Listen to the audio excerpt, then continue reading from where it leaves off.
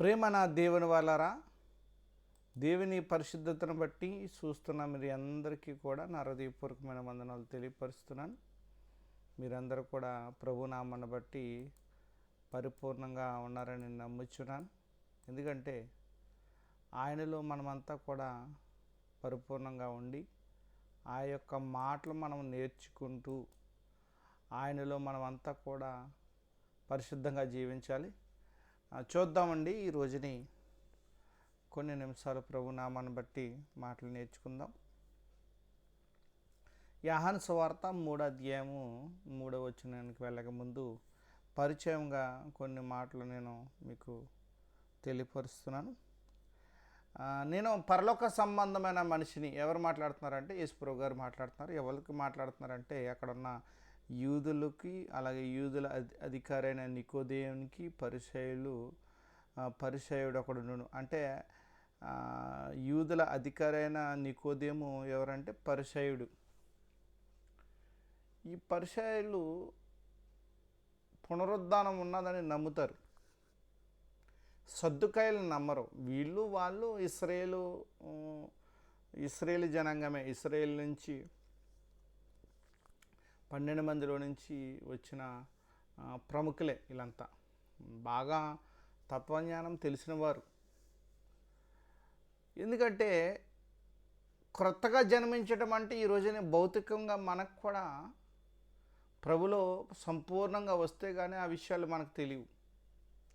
ఎప్పుడు మనము పరిపూర్ణంగా తెలుసుకోవాలి, ఎప్పుడు మనము ప్రభుని వెంటాడాలి, ఎప్పుడు మనము పరిశుద్ధంగా జీవించాలని ఎప్పుడు మనకు అర్థమవుతుందంటే ఆ ఆత్మ అనుభవం మనం తెలుసుకున్న తర్వాత ఆ విషయాలు తెలుస్తాయి. ఇక్కడ నికోదేము గురించి మనము ఇది అర్థమవు కాకుండా ఉన్న విషయాలు ఏమి కాదు, కానీ మనసు పెట్టి ఆలోచించాలి. ఇది ఇంచుమించు ఈ యోహాను సువార్త 3వ అధ్యాయాన్ని మనం తెలుసుకోవాలంటే దాదాపు 4 సంవత్సరాలు, 5 సంవత్సరాలు లేకపోతే 3 సంవత్సరాలు మట్టికి ఏకదాటిగా బైబిల్ మనం చదువుతూ అలాగే ధ్యానిస్తూ ఉన్నప్పుడు అనేకమైన సేవకుల చేత చెప్తున్న సువార్త, సత్యమైన సువార్త ఎవరైతే చెప్తున్నారో వాళ్ళని మనం ఎన్నుకోవటం, వాళ్ళని ఫాలో అవటం, వాళ్ళు చెప్తున్న విధానాన్ని మనం చూస్తాం. చాలామంది ధనాన్ని కోసం ఆశపడకుండా ఉన్న సేవకులు మనకు కనపడుతూ ఉంటారు. అంటే వాళ్ళు జీవితాన్ని సమర్పించుకుంటారు. చాలామంది ఉన్నారు. పేర్లు మనము చెప్పడం అంత మంచిది కాదు కాబట్టి నేను ఆ పేర్లు ప్రస్తావిస్తలేదు. అయితే ఇక్కడ యోహాను సువార్త 3:3లో మనం చూసుకున్నట్లయితే వీళ్ళకు ముందు 3వ అధ్యాయం మొదటి 2-3 వచనాలు మనం పరిశీలించుకున్నట్లయితే యూదుల అధికారైన నికోదేము పరిసయ్యుడు ఒకడు ఉండును. అతడు రాత్రి యందు ఆయన యొద్దకు వచ్చి, బోధకుడా, నువ్వు దేవుని యొద్ద నుండి వచ్చిన బోధకుడు అని మేము ఎరుగుదుము. చూసారా ఎలాగా ఆయన అంగీకారం అయితే ఉంది, సరిగ్గా ఆయనకి అవగాహన లేదు. నేను రక్షణను ఎలా తెలుసుకుంటాను, ఆత్మను ఎలా తెలుసుకుంటాను, పరిశుద్ధాత్మను ఎలా తెలుసుకుంటాను అన్నది ఆ విషయాల్లోకి మనం కూడా అంతే కదా. 2వ వచనాన్ని తీసుకుంటే మన జీవితాల్లో కూడా అప్లై చేసుకుంటే సేమ్. అతడు రాత్రి యందు ఆయన యొద్దకు వచ్చి, బోధకుడా, నీవు దేవుని యొద్ద నుండి వచ్చిన బోధకుడు అని మేము ఎరుగుదామంటే ఇంకా ఆయనతో ఉన్న జనాలను పోల్చి మాట్లాడుతున్నారు. దేవుడు అతనికి తోడై ఉంటేనే కానీ నీవు చేయుచున్న సూచక్రియలు ఎవడను చెయ్యలేడని ఆయనతో చెప్పును. నీకు దేవుడు తోడై ఉన్నారు కాబట్టి ఈ కార్యాలన్నీ చేస్తున్నావు అని నికోదేము అన్నారు. వెంటనే 3వ వచనంలో అందుకు యేసు పరిసయ్యుడైన నికోదేము వేసిన మాటలకి 2 మాటలకి ఒకటేమో బాగా అర్థం చేసుకోండి.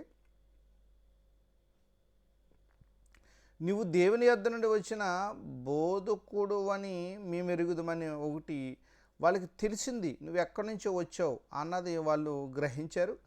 2వ విషయానికి దేవునికి అతను తోడై ఉంటే కానీ నువ్వు చేస్తున్న సూచక్రియలు ఎవరు చేయలేరని కార్యాల గురించి, కళ్ళెదురుకోకుండా కనపడుతున్న కార్యాల గురించి, చనిపోయేవారు లేపబడతాం,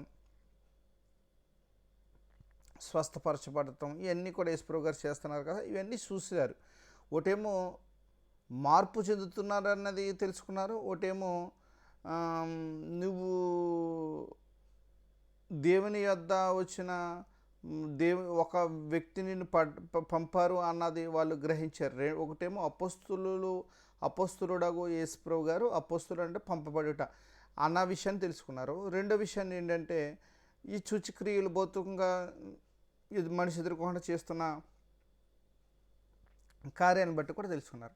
ఈ రెండిట్లకి ఒకే జవాబు ఇస్తున్నారు చూడండి యేసుప్రభు. అందుకే యేసు అతనితో ఇక్కడ చూడండి రాశాను, ఇక్కడ అది ఎడిటింగ్ చేశాను, దాన్ని మీరు అర్థం చేసుకుంటాక బాగుంటుంది. అందుకు యేసు అతనితో కూడా ఒకడు క్రొత్తగా లేక పైనుండి జన్మింతే కానీ అతడు దేవుని రాజ్యమును చూడలేడని నీతో నిశ్చయముగా చెప్పుచున్నాను. ఇది మనం అలాగా అర్థం చేసుకుంటేనండి, నికోదేముకి అర్థం అవ్వలేదు.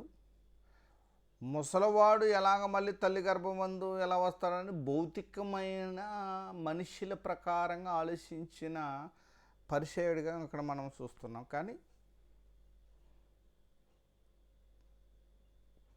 ఒకసారి ఆత్మీయంగా మనం చూస్తే పేతురు గారి దగ్గరికి వెళ్ళినట్లయితే, పేతురు రాసిన మొదటి పత్రిక 5వ అధ్యాయం మొదటి వచనాన్ని మనం చూసుకున్నట్లయితే ఇక్కడ చెప్తున్నారంటే పేతురు గారు, తోటి పెద్దను క్రీస్తు శ్రమల గూర్చి సాక్షిని. చూసారా, ఆత్మను పొందుకున్న వ్యక్తి మాట్లాడుతున్న మాటలు పరిశుద్ధాత్ముడు సాక్ష్యం ఇస్తున్నారు పేతురు గారు యేసుప్రభు గారిని తెలుసుకున్నారని దేవుడు సాక్ష్యం ఇస్తున్నారు పేతురు గారి గురించి. ఏమన్నారైనా తోటి పెద్దను అంటే సంఘము ఏర్పరచబడిన 12 మందిలో పెద్దనే, క్రీస్తు శ్రమలను గూర్చి సాక్షిని.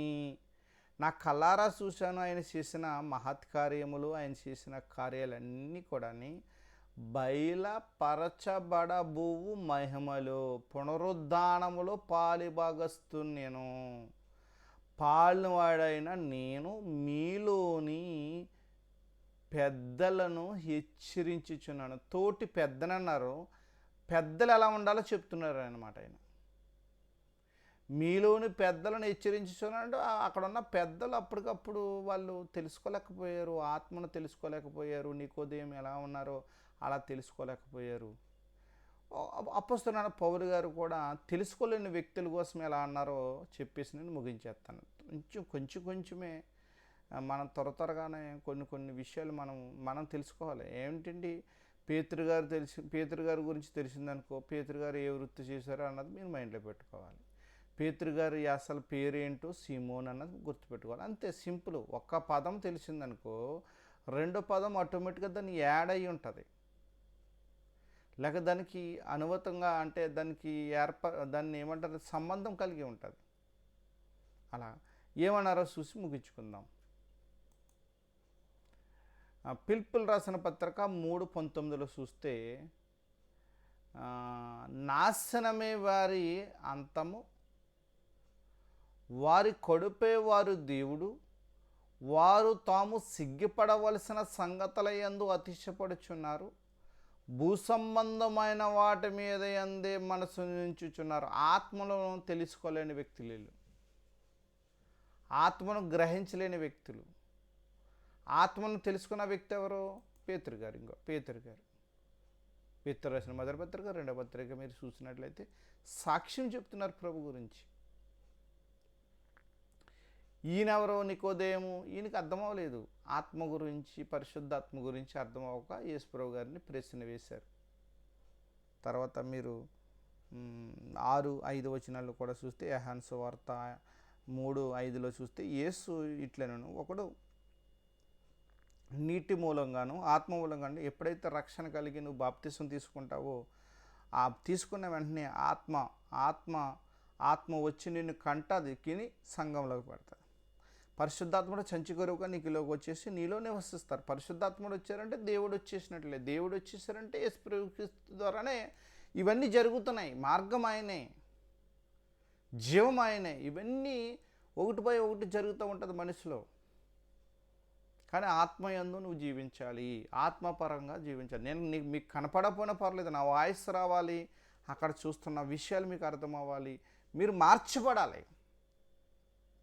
మారు మనస్సు కావాలి. మారు మనస్సే మనసుకున్నది మార్పు చెందటమే అన్నదే ఆత్మను పొందటం. యేసుక్రీస్తు ప్రభువు అని తెలుసుకుని పరిశుద్ధాత్మ అనే అనుభవానికి నువ్వు వచ్చేస్తావు. ఎప్పుడైతే యేసుక్రీస్తు ప్రభువు వారి గురించి తెలుసుకున్నావు, వెంటనే పాస్ట్ గారి కోసం చూస్తూ ఉంటావు. నువ్వు నాకు బాప్తిసం తీసుకోవాలని లోపల నుంచి నీకు ఒక రకమైన ఫీలింగ్ కలుగుతూనే ఉంటుంది. నేను తప్పు చేయకూడదు, చెడుగా చూడకూడదు, అబద్ధాలు ఆడకూడదు, ఇవన్నీ వచ్చేస్తూ ఉంటాయి.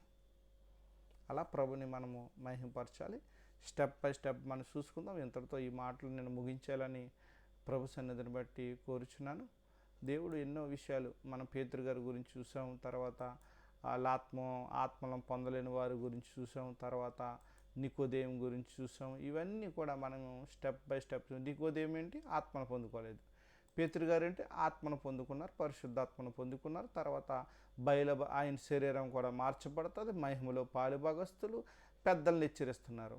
మనం కూడా హెచ్చరించాలని కాదు, కానీ ఆ విషయాల్ని తెలుసుకున్న వ్యక్తుల దగ్గరికి మనం నేర్చుకుంటే మంచిది. హెచ్చరింపు అనేది పరిశుద్ధాత్మ దేవుడే, కానీ సరైన సత్యవాక్యాన్ని చెప్పేవారిని మనం ఫాలో అవటం మంచిది. అట్టి కృప దేవుడు మనందరికీ కూడా ఇచ్చునుగాక. మీరును మీ కుటుంబాలు దేవాతి దేవుడు ఆయన వినికిడిలో జ్ఞాపకం చేసుకునుగాక. ఆమేన్. అందరికీ నా వందనాలు. నా యూట్యూబ్ ఛానల్ మధు క్రిస్టియన్ మీరు సబ్స్క్రైబ్ చేసుకోండి. దయచేసి మీరందరూ కూడా నన్ను ఫాలో అవుతూ ఉండండి. ఇటువంటి విషయాలు ఎన్నో నేను మాట్లాడాలని ఆసక్తి కలిగి ఉన్నాను కాబట్టి అవన్నీ కూడా మీకు తెలుస్తాయి. ఆమేన్. అందరికీ వందనాలండి. Thank you all.